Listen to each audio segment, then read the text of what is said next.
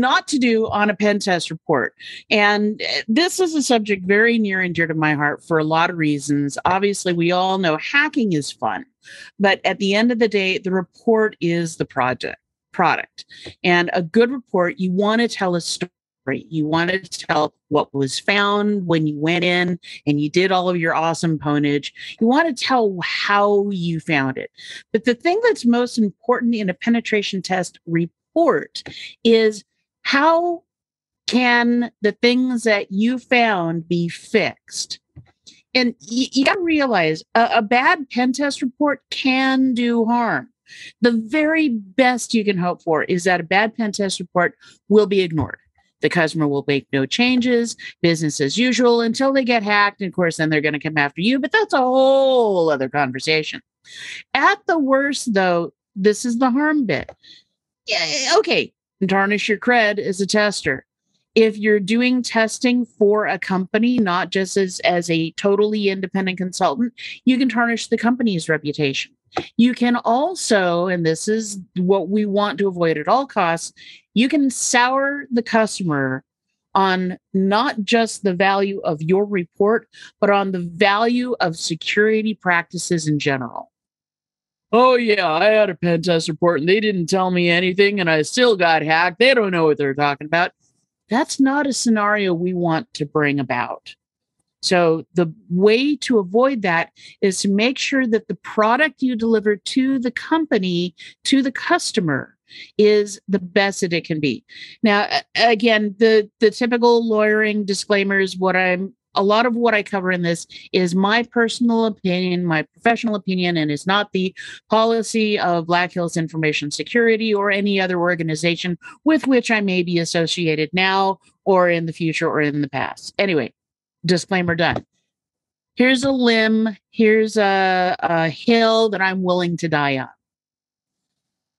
An hacker who can communicate, who can write well, is more useful to a customer than a elite hacker who writes poorly. And this is crucial, especially for you people who are just getting started, who are new to the game.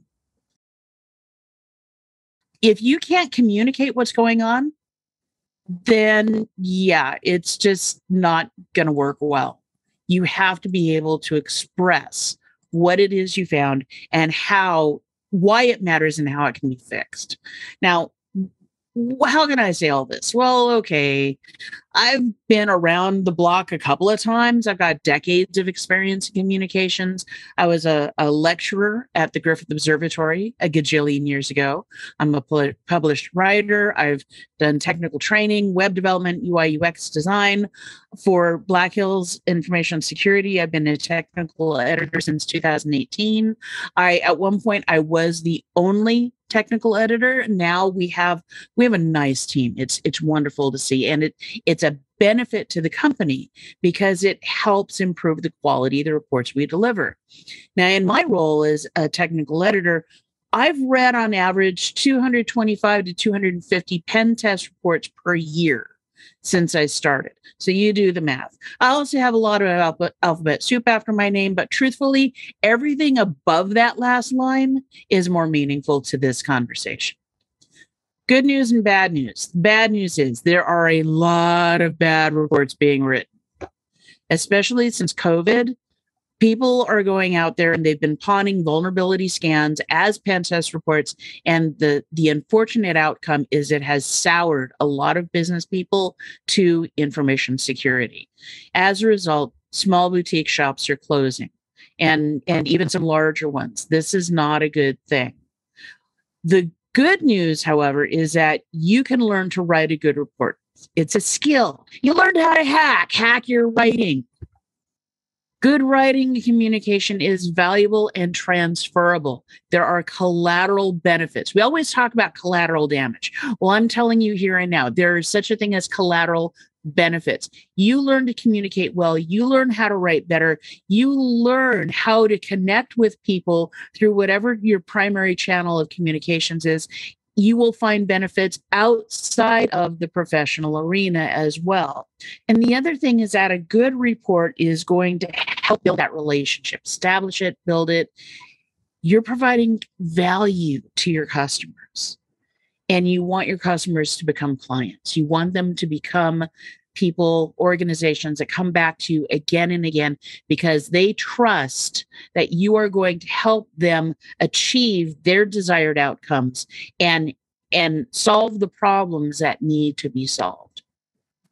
So for the 1 hour webinar, I did the 7 deadly sins. For this, I'm just going to cover the top 5 report writing crimes: bad writing, unreadable screenshots, inconsistent formatting, irrelevant guidance, and information from another customer. Bad writing. You don't want misspellings. You don't want poor grammar. This is supposed to be a professional document.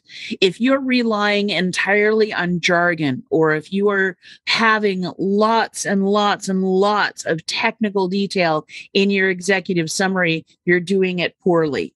You also want to avoid convoluted sentences. In a lot of these engagements, you have to go over the river, through the woods, round and about. You've got these C2 channels that are going through 5 different points. It's complicated. I get it. Your sentences shouldn't be. You need to have it so that there's a clear narrative. The reader is able to follow what you did from point A to point B to point C to point D. And this is the bottom line. Writing a good report, you're telling a story. It needs to be easy to follow. It needs to explain why things matter. You and I both know default creds are a bad idea, but the people reading your report may not understand why. Your job is to help them wrap their brains around that. Yeah, and that means it has to be accessible to the reader. Now, the information is never going to change. There's going back to my Griffith Observatory days, there's a process that's involved in how stars shine. That's called hydrostatic equilibrium. Ooh, lots of polysyllables there. You know what? It's not that complicated. And the process of hydrostatic equilibrium, which I'm not going to get into right now, because I'm just mean that way, the process never changes. But I'm going to explain hydrostatic equilibrium very differently if I'm talking to a 6-year-old versus if I'm talking to a 30-year-old construction worker, and the conversation is going to be completely different if I'm doing a high-speed data burst with someone from the Jet Propulsion Laboratory or some other rocket scientist type. The core issue never changes, but my communication changes. As the communicator, the onus is on me to be sensitive to the needs of the audience that I am preparing this document for. And also, it's likely that you're going to have multiple audiences within a single pen test report. You want to keep things professional and objective. A report may be read by executives, managers, or other consultants. You also have no idea how long that report is going to float around. You may wind up coming across a report that you wrote years later, depending on what circles you travel in. You want to avoid emotionally loaded terms: dreadful, bad, awful, good, exemplary. You want to keep things objective. And academic writing styles are good examples to follow for a lot of this stuff. You want to use a formal tone, yet not stilted. If you're throwing in polysyllables just to sound like you're a smarty pants, just don't. You want to be clear. You don't want to be stilted. You're not Jeeves. Specify and quantify whenever possible. Now, one of the things that I run into a lot is people say some servers were, or a small number of servers had blah, blah, blah. No, 36 servers were found using default credentials. That's objective. Objectivity is your friend. It keeps it focused on the findings. It's not a subjective, easy, something that can be interpreted. You want to have it so that people can access what's going on. You also want to focus on what was found. If you found 36 servers and 28 of them were using weak protocols, that's a serious issue. And using the numbers shows the depth of how much of an issue it is. And you don't want to focus on who found it. I see a lot of pen test reports where the finding says the tester found blah, blah, blah, or I did this and found that. No. 36 servers had this. In the course of this engagement, 4,200 credentials were found in breached data. Keep it objective. Keep it on what was found, not on who found it. Ways to improve your writing skills. Well, obviously, you can take writing classes. Frankly, I don't care which one you take. Take any writing class. Basic, business, technical, news writing. Did you know that there are specific formulas that are used for newscasts in terms of how to parse out and break down information so that when it goes out, you're only delivering one, maybe two concepts per sentence?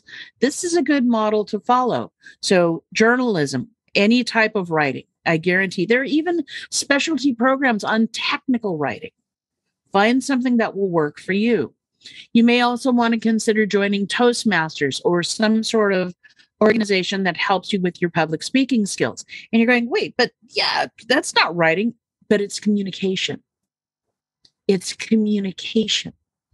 And yeah, Toastmasters is great. Here's a bunch of people, their entire reason for getting together is to help each other get over their fear of public speaking, to become better communicators. And as your improved speaking ability grows, so will your writing skills. You're also going to get immediate feedback from people. And again, these people are there to help you.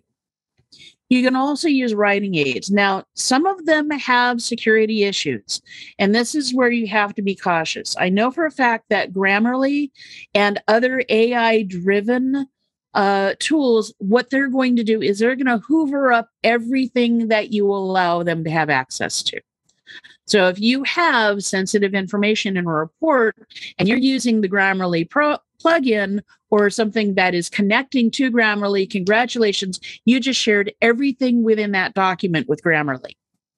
So writing aids can be helpful. I've seen absolute guaranteed demonstrated instances of where Grammarly, No-Reading, or other writing aids have helped people improve their skills. Be cautious about granting third-party applications or systems access to confidential documents. If you're writing in a non-native language, perhaps you have a client who's in Quebec and your French is a little rusty. You know what? Use Duolingo, use Babbel, use something else to improve your language skills in whatever language it is that you're going to be preparing the report for. Similarly, if English is not your native language and you want to get better, the same thing works for you. Learn how to communicate better in that language, and you will have collateral benefits. Additionally, you might want to read your report out loud. I do this all the time.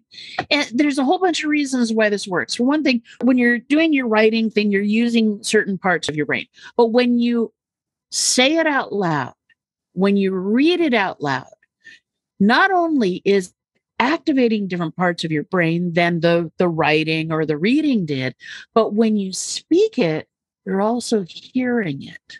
And that is going to help you find rough spots that you would never find. Remember, I was talking about convoluted sentences? I guarantee if you're reading along and you read out loud this long Victorian, convoluted, over the river, blah, blah, blah, you'll go, what the heck did I just say? And now you know, because you read the report out loud, you heard where the rough spot was, and knowledge is power. Now you can fix it. You also want to imagine how different audiences are going to react. And I say react, not respond, to what it is you've written. Are they going to be offended? Are you being condescending? Imagine how someone else is going to react upon reading this. And you want to try to match the language used to the target audience. Suits talk differently than geeks do. You want to have the executive summary tailored for suits. They are focused on very, very different things. And you want to make sure that you phrase things in their language for the executive summary. Managers are looking more for actionable things. What are things that they can do? And then you've got the geek squad, and they're going to want to know every single last switch on that command string. And oh my God, how did you get Metasploit to do that? I want to know all the details. Different audiences. Match the language to the appropriate audience, and the quality of your report will go through the roof. Next problem, unreadable screenshots. Screenshots tend to be too much or too little. Look at this screenshot. I'm betting that very few people watching this right now are able to tell what this screenshot says or means.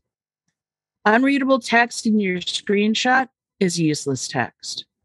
You want to make sure that your screenshots are providing evidence to support any claims you're making. And if people can't see, read, or understand what's going on in the screenshot you're providing as evidence, then that image has no value. It's useless. You don't want to annoy the reader. Now, common screenshot problems I see. Dark mode. I get pushback on this every single day, and I get it. It's easy on the eyes while you're working. It's not so easy to read in your reports.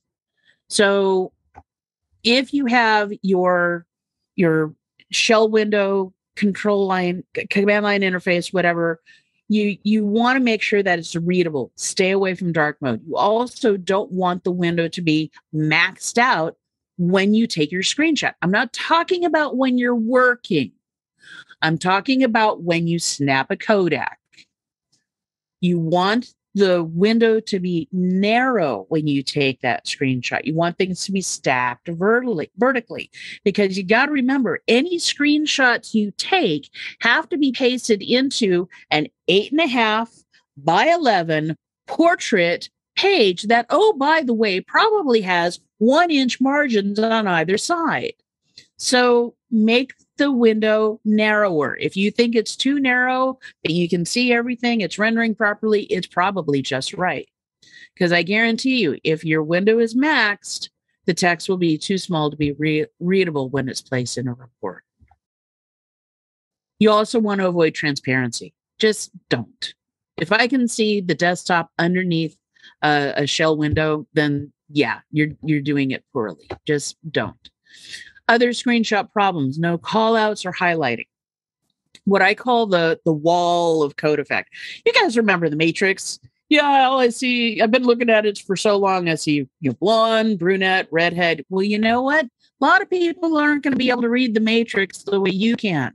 If you use a call out, just simple red square to draw the eye of the reader to what matters in this wall of code, in this wall of output, that makes it more accessible, that makes it more friendly.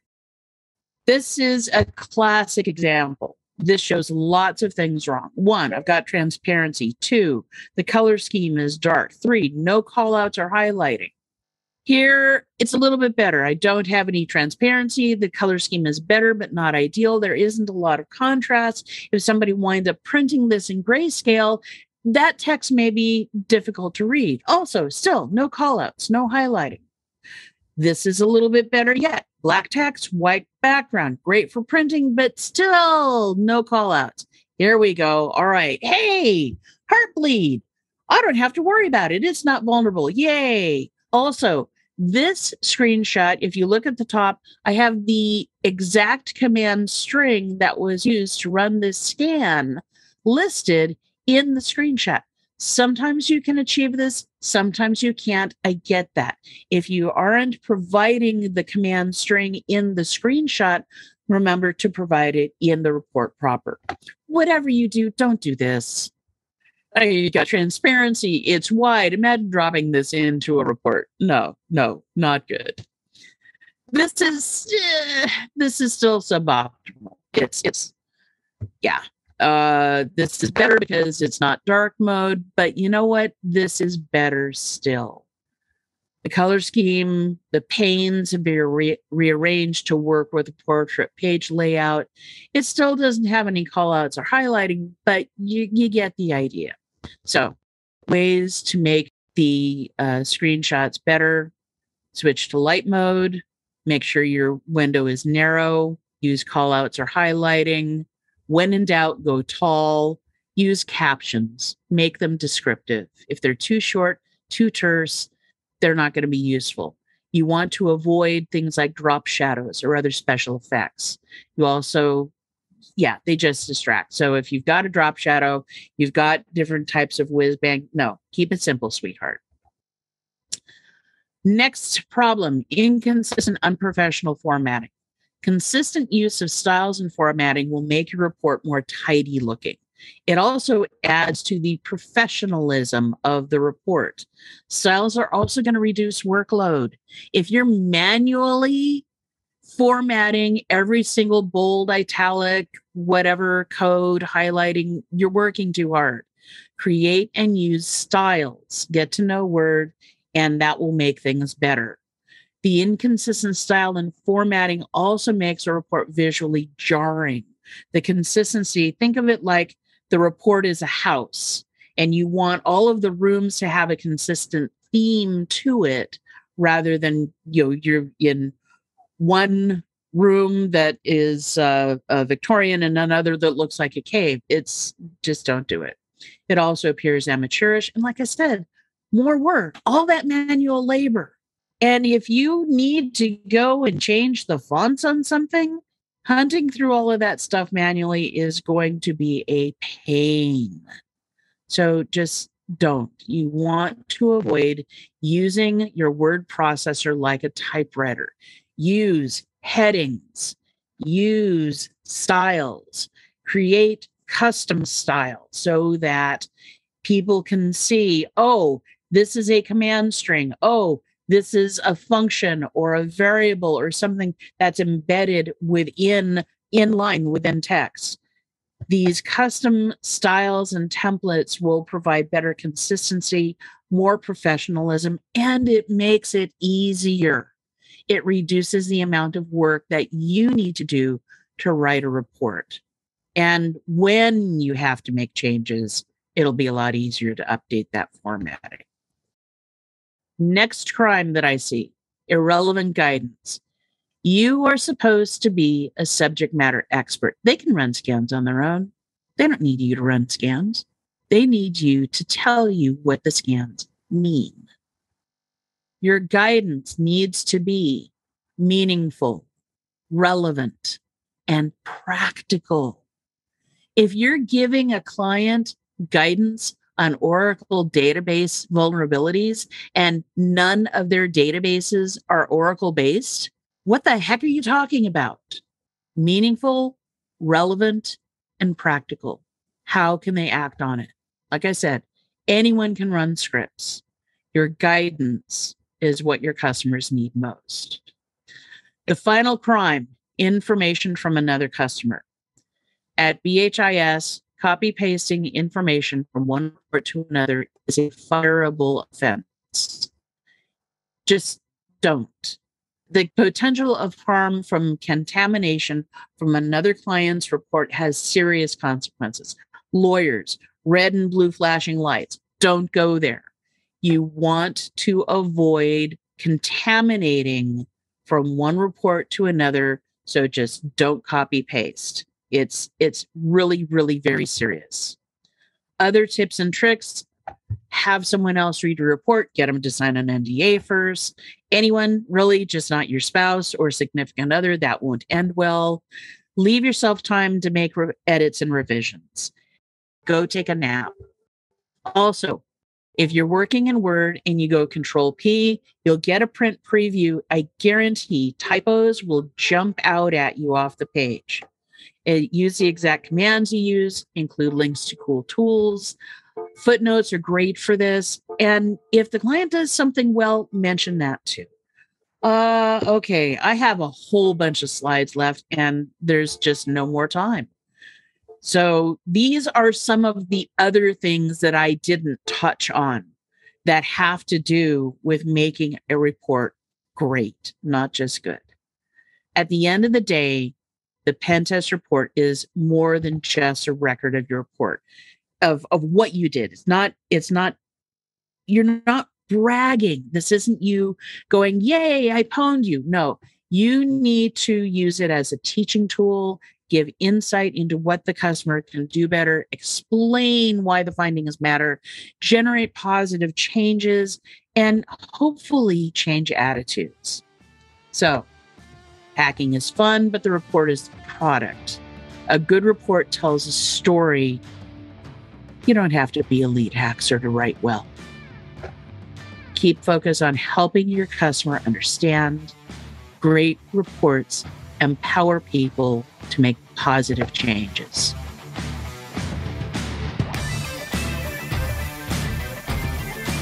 Thanks for watching. Achieve your next level of skills with training courses at antisyphontraining.com.